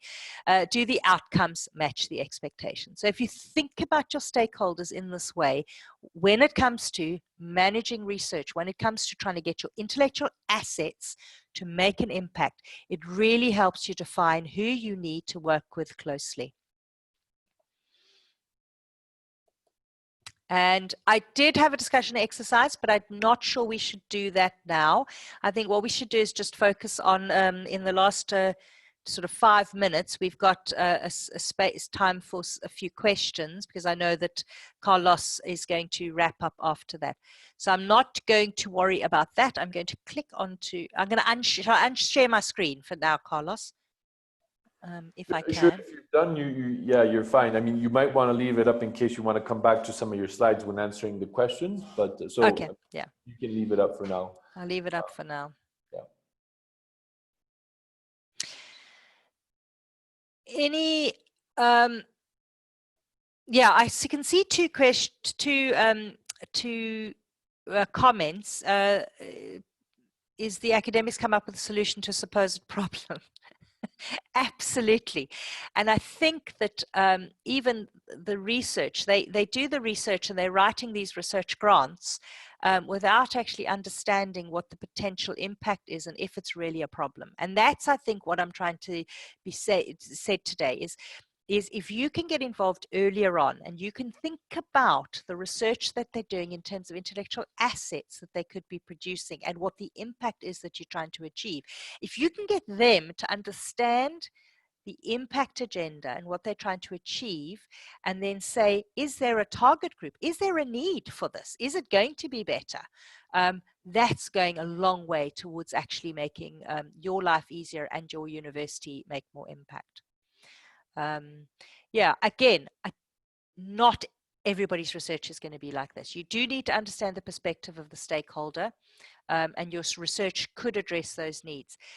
But again, you're not going to get everybody to buy into this, and there's going to be blue sky research where you really don't know that there's a need. I mean, I suppose, did anybody think there was a need for the iPad? Probably not, but it's been pretty successful. So you can't always say everything must have an end, a need, but obviously our jobs are to say, what could we do with what's produced, from the left, from the intellectual assets side of the view, but also try and meet target needs. Is it possible to do the stakeholder analysis before engaging them? I think it is. You could probably do it in theory, to say what I would do is, if you're saying method for treating steak bites, I've got my method and I want to change people, I want to save people's lives, I want to implement this in the community. What are my stakeholders? My stakeholders are local government, the clinics, the doctors, and so on and so forth. You can probably do some stakeholder analysis and say, which ones, if you're at the early stage of research, which ones should I get involved in the research and consult with? But after that, you could say, well, which ones do I need to take it forward? And how do I incentivize them? And so you could probably do that from a practical point of view, before you actually engage them. But obviously, once you've engaged them, try and understand their motivations more. You might have been wrong in your assessment. Any other questions? Oh, I've actually got one more slide which says questions. There we are. Any other questions on this? And Janine's asking, which tools do you see yourselves using right away? And I have actually used all these tools in different areas. And I'm trying, because as I said, we're a little more siloed than most of you would be because we have a much bigger team, is we've got a knowledge exchange team that tends to focus on non-sort of commercial stuff, which my team would focus on. But where I've actually gone to them to say it's looking at the big picture. So, for example, we've got projects where we fund them, and our output is, well, we might get a nice case study at the end of the day, because our universities are measured on case studies, impact case studies, and we might get a case study in 2028. And I'm like, no, that's not really good enough for us. We need to say, what is the outcome? What is the impact in society, and also what the university gets back? Because to my mind, we're also a stakeholder in this. And if our only outcome, outcome is an impact case study, and you're going to tackle £100 million market with the stuff that we're giving you, hang on, our incentives don't match what you're expecting us to do. So I think you can use it for yourself as well. And I've been starting to use this with our other teams. So Jackie, I'm perhaps going to be a bit provocative here, but I don't think I heard the word innovation come out of your mouth during the presentation. So just coming back to who we are, what we're trying to achieve, which I initially addressed. So where do you situate innovation in all this? Is it through, your impact circle? Is it just kind of a cross-cutting element within that impact circle? Does it also imply that you need to look at innovation through a new lens or different lens, outside of the private sector in the traditional sense of the term, or maybe the commercial sense of the term? So how do you integrate or articulate innovation into all of this? Well, I mean, I think in the one picture, I showed the innovation process. To my mind, the innovation is a process. And so there's the research outputs on the left-hand side of the innovation process.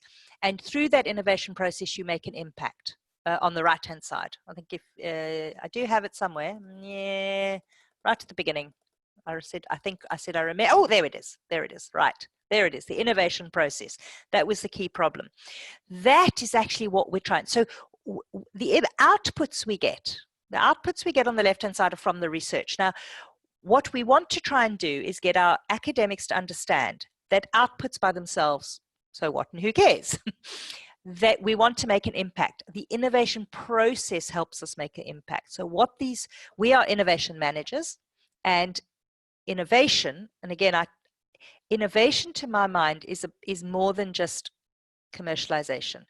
Innovation is getting stuff out to make an impact. We tend to use commercialization as a shorthand word, unfortunately, and I have been challenged on that, because we'll talk about the deal and we'll talk about commercialization, and then my impact counterparts will say, wow, it's just all about the money. And I'm saying, no.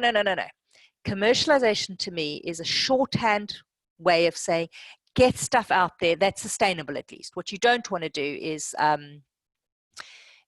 what you don't want to do is get stuff out there if it's a company that's going to always need government funding, for example. Okay, but there might be stuff that you get out there that is making an impact, like guidelines that actually don't need funding at all after a certain point. But so commercialization, to my mind, is a shorthand for getting stuff out there. And the innovation process is what we need to assist to facilitate. So we use the word tech transfer. I don't particularly like it because it implies technology and we're throwing it over the fence, but it's all about innovation. It's about getting stuff out there to make a difference. And in some cases, it's going to be commercial. It's going to be making money out of the stuff. And in some places, you can make the impact without that, and you should do it.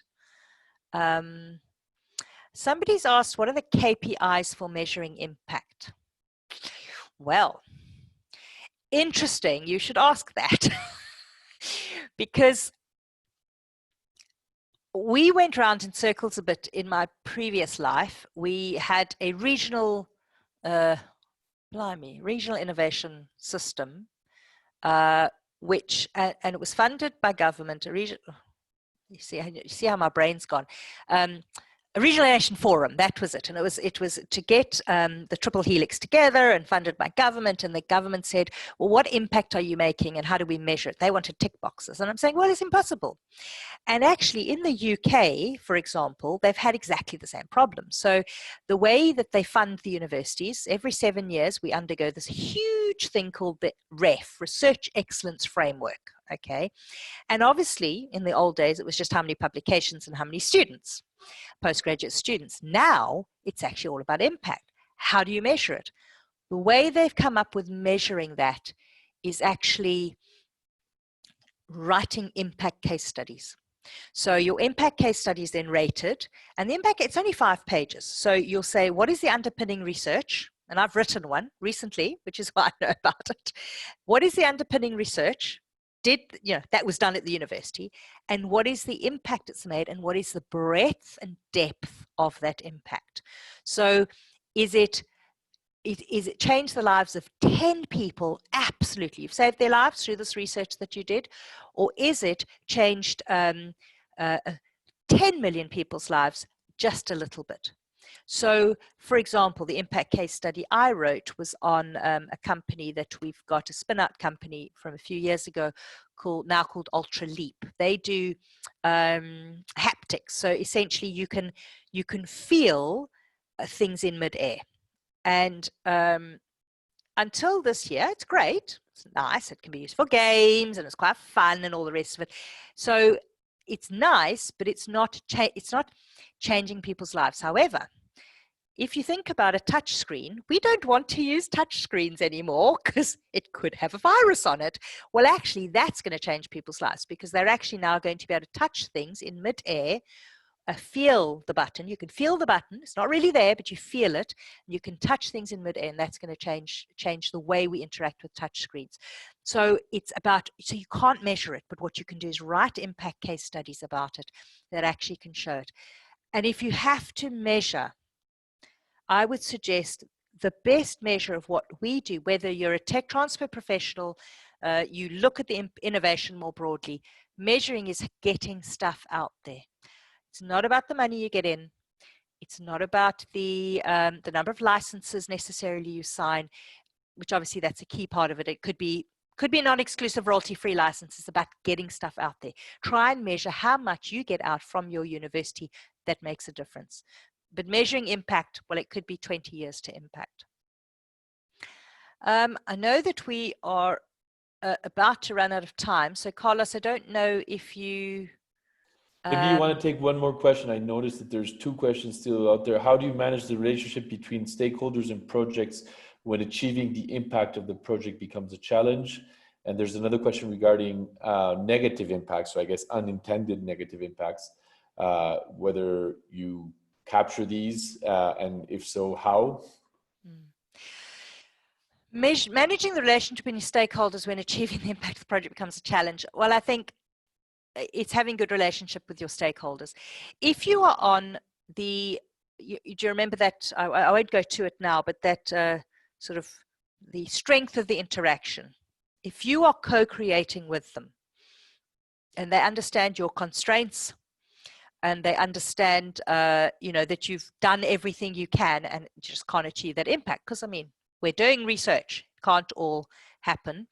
It's not all going to happen the way we planned. Well, if you're on the right-hand side where you're co-creating, they should understand that. We have had projects where we're not quite on the right-hand side of that interaction chain, and we can't achieve the impact of the project, and we didn't necessarily understand each other's expectations, and we didn't actually understand the motivations and the incentives. And essentially, one steps in and dissolves the relationship essentially in the cleanest way possible. If you, from the beginning, if your stakeholder understands what you can produce without promising, because again, we're doing research, and you understand their expectations and their incentives, that actually, so doing that stakeholder analysis really helps. The biggest challenge I've got, I mean, my university was the subject of some legal action at one point. And the reason why is because the academic, speaking to the external stakeholder who invested in the project, talked about it as if we had done it and essentially it was just scaling it up. And actually, in reality, he had 3 teaspoons of the stuff and we didn't know how we'd scale it up. So if we had actually managed the expectations, managed what we have and what he expects, we wouldn't have had the legal issues. It's usually legal issues come down to, and different challenges in communication comes down to not understanding each other, not understanding each other's motivations, and not laying out expectations and what we have now and being honest about it. And then the last thing is negative impact. How about negative impacts such as devastation, for instance, to the environment and so forth? It's a really difficult one. I mean, I think our role as innovation professionals should be to raise those issues. We have some projects where we're doing some things that are environmentally not great. I won't mention what it is. It's with companies that we don't necessarily, I'm not sure we should be working with. And actually, in some ways, it needs to, the decision on going into those projects needs to be made at a higher level than us. I mean, if the management of my university is signing up to a climate change agreement, and then we're working with oil and gas companies and actually doing, you know, I don't know, we don't have a project like this, but let's say we had a project on laying more pipelines and building a coal-fired power station, actually that needs to be raised. That needs to be raised with management, but it's not something we can do. I think we have a responsibility as innovation professionals to raise it. But we can't stop the research. That we're facilitators. We're not doing the research, and we're not the people making the decisions on whether that can be done. But I do think we need to raise it. Yeah, local level of research ethics committee. I mean, I know that I've always stayed quite far from research ethics committees, but in my old university, they used to actually start including me where there were IP issues. But in some ways, depending on the structure of your university, the people on the research ethics committee actually need to look at that, and maybe you need to assist them in helping that, because I do think it's a challenge. And I think we all have a responsibility to make sure that our research is making the world better. We need to make the world a better place, and it can't just be the economy at the expense of, say, the environment. Absolutely, you know, I mean, obviously everything we do affects the environment, but if you know what I mean, we have to take it, we have to look at all the impacts. Okay, I think that we're gonna have to stop here.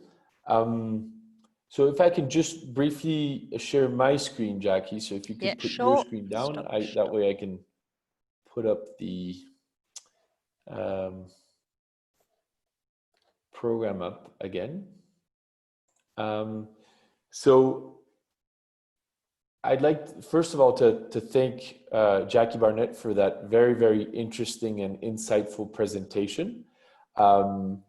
You, I think, managed to keep us engaged for over 2 hours approximately, and that was very, very interesting. I think it was a fantastic introduction to the next 3 sessions that we have coming up. So Jackie, thanks again for taking the time to prepare that and share it in a way that kept us all, I think, very much engaged and interested and awake during the presentation. So thank you very much to Jackie for that.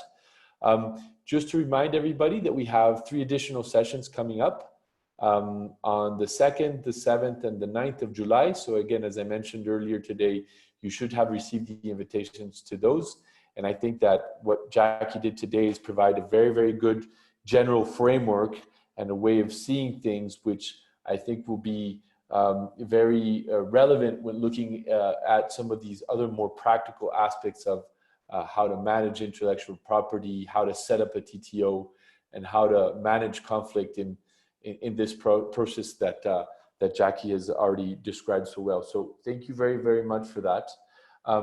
We also like to thank all the participants that joined us today and made the chat a very lively chat. We have a lot of questions, a lot of comments and observations made by the participants. So I hope that we'll manage to keep the same level of interaction during our next sessions. So from our side, thanks again very much. You will be receiving the PowerPoint deck that was presented today probably tomorrow or the day after. So don't worry about that. Thank you very much to Jaci. I don't know if on your end, Janine, you had any final remarks or thoughts that you'd like to share with our group of participants today? Yeah, I just want to echo the thanks to Jaci. She's given really practical tools that we can start using right away. The next session gets a little bit more narrow, focusing on intellectual property, but it's not only really about intellectual property, it's more about intellectual property for the sake of innovation. And we'll also look at some other innovation models and open innovation. Fantastic. Okay. So Jaci, I don't know, any final words? No, I think that's great. Thank you, everybody. I know this is really, look, it's my first online course. I've given webinars before, but not an online sort of course. And I know it's difficult, and I hope that those people I picked on are okay with it. But yeah, it is difficult, and I hope that you enjoyed it. You know, any questions, you can, you know, obviously get to me via Janine, or you can, yeah. I'm not hidden on the web, so if you do have any questions, just shout. But yeah, I hope you found it useful. And again, as I say, the tools are there. I have found them useful in the past. I found them useful even if I don't use the tool, to think about how people approach their research and what we can do with it differently to a normal tech transfer, you know, getting IP and commercializing it type of paradigm. So I think if you think broader, your job will be richer and you'll be able to do more so with your innovation. So I see I mentioned innovation, Carlos. But yeah, thanks everybody for the chat, and yeah, I hope to be interacting with you soon. Okay, thank you so much. Have a good rest of the day, and we will see you then on the, I didn't want to make a mistake, on the 2nd of July, same time, same place. Thanks again, everybody. We'll be in touch.